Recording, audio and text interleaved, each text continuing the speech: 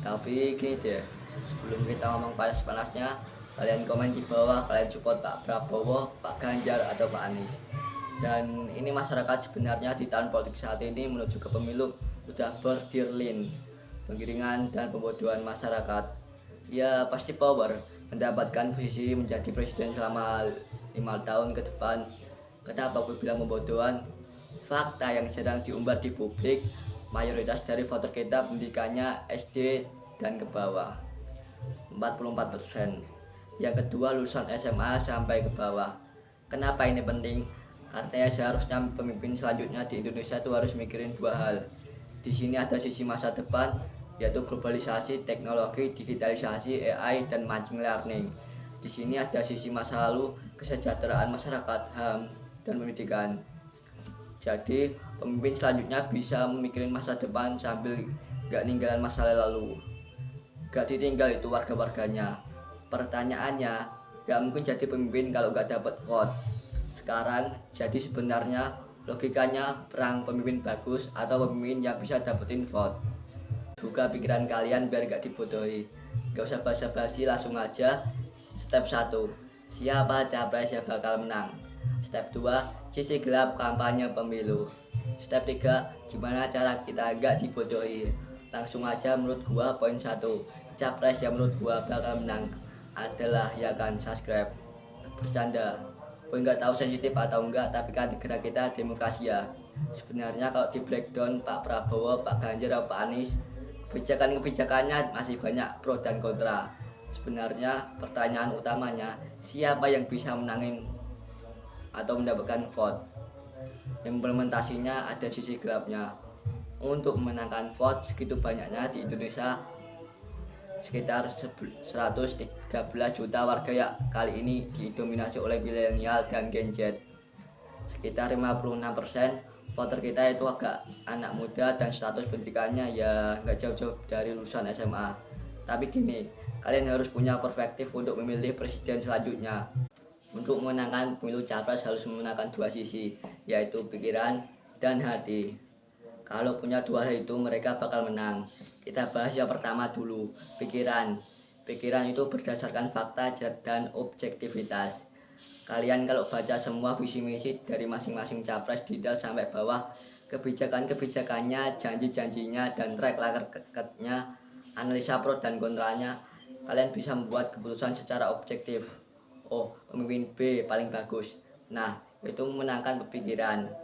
Oh, ekonomi ini kita bakal segini. Oh, digitalisasi bakal maju. Semua capres itu tahu betul. Untuk memenangkan pikiran, jujurnya ya jauh lebih susah dan jauh lebih gak kuat. Karena orang itu memilih dengan hati. Secara rasional dan kenyataannya, Deskin makin membuat keputusan berhubungan langsung dengan pendidikan. Semakin rendah pendidikan, semakin irasional keputusannya. Semakin tinggi pendidikan, semakin rasional. Pertanyaannya, di Indonesia masuk kategori yang mana? Untuk menangkan hati itu berhubungan dengan emosional dan 5 emosi signifikan, yaitu ketakutan, kebencian, kesedihan, kebahagiaan, dan kemarahan. Capres yang bisa memenangkan hati masyarakat melalui 5 emosi itu secara angka akan memenangkan pemilu. Tapi pertanyaannya, caranya gimana? Cara yang baik adalah sesuai dengan nilai yang dipegang oleh masing-masing capres. Kalau mau maju Indonesia, pancinglah emosi kebahagiaan atau harapan lah. Kenyataannya banyak sekali kampanye biasa scrolling bentar doang di Twitter atau di TikTok, bahkan di Facebook, yang sifatnya itu menjatuhkan atau memicu kemarahan. Kenapa? Ya karena pendidikannya rendah. Kita kembali dulu di tahun 2019 dengan Pak Jokowi dan Pak Prabowo yang lagi debat lumayan keras. Ada istilah yang namanya cebong dan kampret. Cebong itu pendukungnya Pak Jokowi dan kampret itu pendukungnya Pak Prabowo. Ini yang namanya polarisasi politik, di mana warganya kayak kesannya dikubuin masing-masing. Kalau nggak setuju sama sesamanya ya berantem. Gimana bikin berantem? Ya pengirikan secara emosional. Bikin salah satu kubunya marah, bikin salah satu kubunya takut. Karena gue tahu betul dari dua kubu ini kalau dipancing secara harapan dan kebahagiaan nggak mungkin berantem. Logika aja, objektif. Gue milih pemimpin ini, karena gue rasa dia ya bisa bikin Indonesia lebih maju. Nyatanya enggak. Jangan mau dibodohi. Pemilu atau pesta demokrasi harusnya mempersatukan kita. Kita dapetin semua informasi berdasarkan fakta dan objektivitas. Pegang pendirian masing-masing. Terus pilihlah presiden kalian. Tapi sekarang jujur ya, yang gue akan sampaikan kenyataannya nggak gitu. Presiden yang akan menang apalagi di era digital penting. Jadi presiden itu harus jago. Bisa bawa Indonesia ke panggung global. Presiden yang akan menang yaitu capres yang bisa memancing emosi warga melalui apa? Melalui konten dan kampanye digital. Langsung aja. Chapter 2, sisi gelap kampanye pemilu. Spesifiknya digital. Gue akan pakai bahasa yang rada ekstrim. Gimana cara menguasai warga, memanipulasi ideologi yang kalau dulu zaman-zaman sebelum digital lo harus turun ke lapangan buat ngobrol di rumahnya, bikin kampanye darat ya lumayan gede, terus sampaikan kegiatan lu, pidato yang keren ya mungkin tercatat sampai ribuan puluhan ribu orang. Zaman sekarang edit klik 10 juta orang ngelihat konten lu, dan ini lumayan menyeramkan. Kenapa? Propaganda diciptakan karena terjadinya ideologi baru yang nyebar ke satu orang dan nyebar ke dua orang dan dua orang nyebar ke empat orang, dan tiba-tiba seluruh Indonesia ngebahas. Sekarang jauh lebih gampang dilakukan secara digital. Permasalahannya apa? Hoax dan misinformasi. Karena jujur aja, kalau capres selalu pakai fakta-fakta dan data, lu bisa menangin pikiran, tapi belum tentu bisa menangin hati. Untuk menangin hati lu harus bisa mainin emosinya.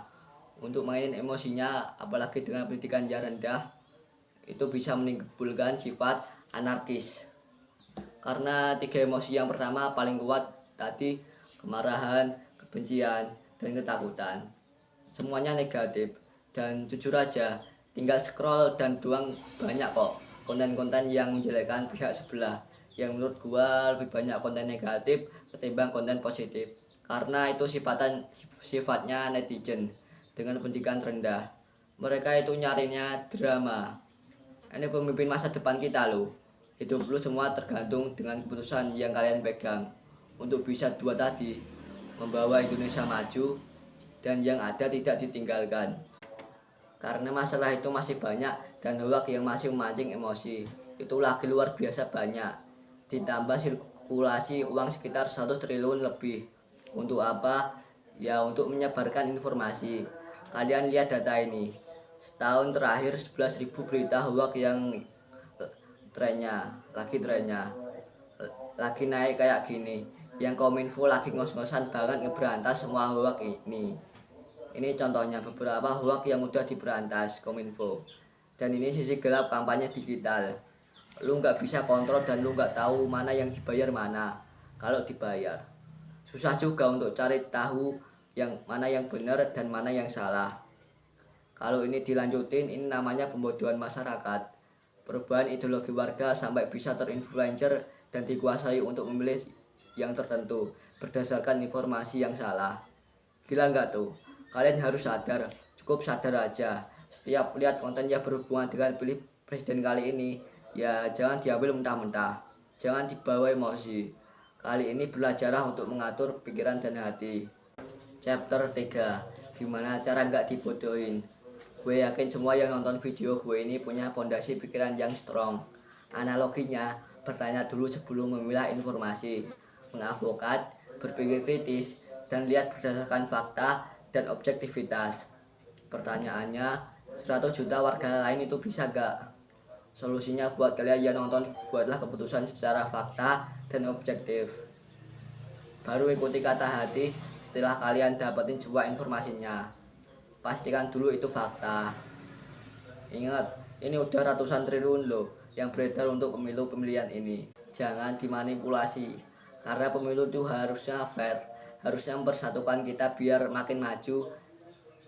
Dan kalian bisa baca dari WhatsApp resminya masing-masing, visi misi, kebijakannya. Jangan lihat satu video, oh ini keren, gue mau pilih presiden ini. Jangan. Ini pesan gue buat kalian, jangan mau dibodohi. Pilihlah presiden yang paling menyentuh hati kalian. tapi berdasarkan objektivitas dan fakta.